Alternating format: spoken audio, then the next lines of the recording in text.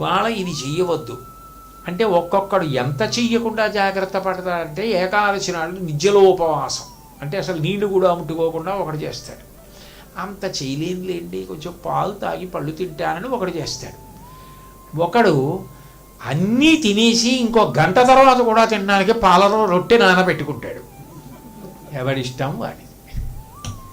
కానీ ఎవడు ఏం చేసి తనని ఉద్ధరించుకుంటున్నాడు అన్నది వాడికి అన్వయం అంతే. ఎవడు ఎవడిని ఆపగలడు, ఎవడిని ఉద్ధరించగలడు.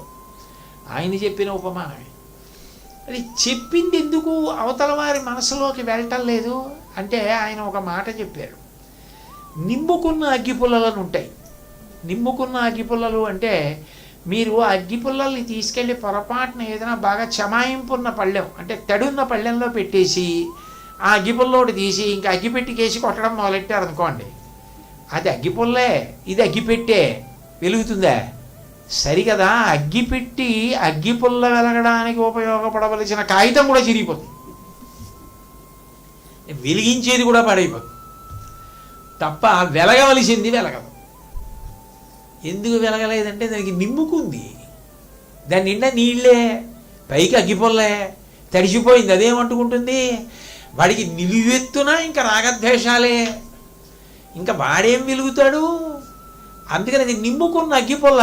వాడికి అసలు చెప్పిన మాటే ఇష్టం ఉండదు, వాడే పక్కకి వెళ్ళిపోతాడు. వాడు కనీసం ఇవాళ వచ్చాడు వినడానికి, అదే పెద్ద అదృష్టం.